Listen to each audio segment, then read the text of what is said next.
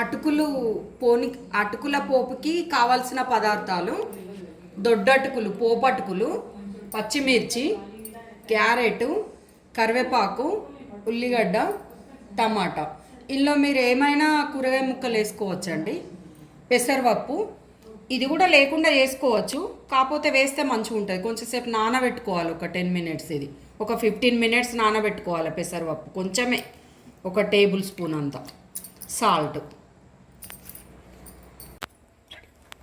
Stove మీద ఒక మూకుడు పెట్టేసుకొని పోపుకి ఆవాలు ఒక 1/2 స్పూన్, జీలకర్ర,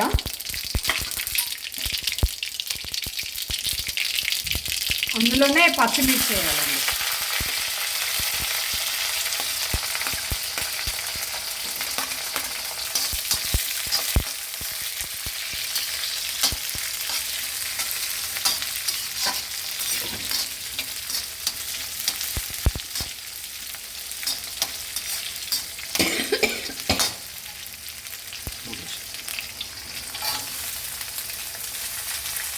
ఆనియను, కల్యామాకు వేయాలి అందులోనే.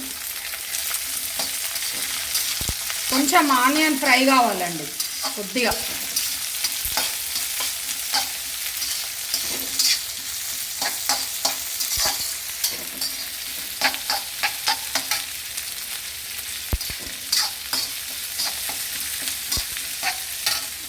అందులోనే క్యారెట్ వేస్తున్నానండి, క్యారెట్, టమాటా.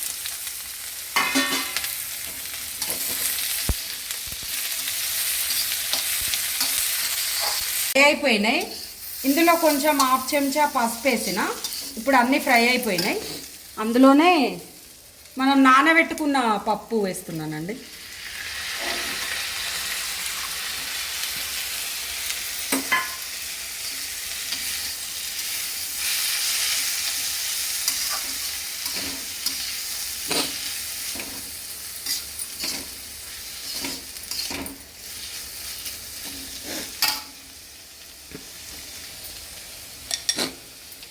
ఇప్పుడు ఇవి అటుకులు ఒక 2 సార్లు వాష్ చేసుకొని ఇందులో సాల్ట్ వేసేసి పోపు వేసుకోవాలండి.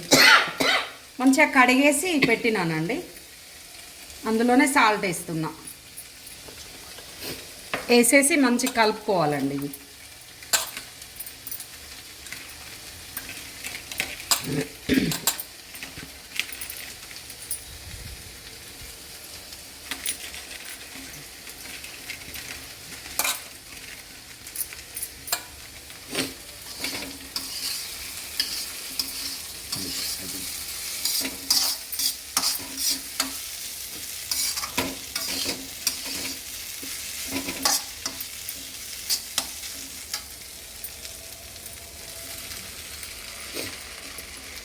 దాంట్లోనే ఇవి కడిగిన అటుకులు వేసేసి కలుపుకోవాలండి. అంతే.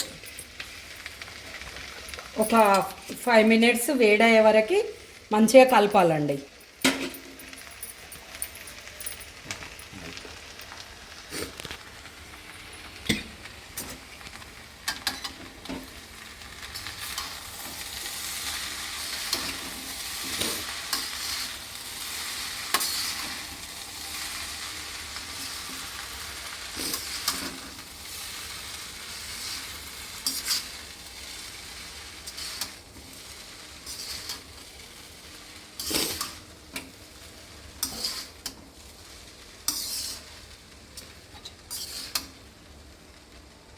అయిపోయిందండి. మంచిగా కలిపిన తర్వాత కొత్తిమీర వేసుకోవాలండి.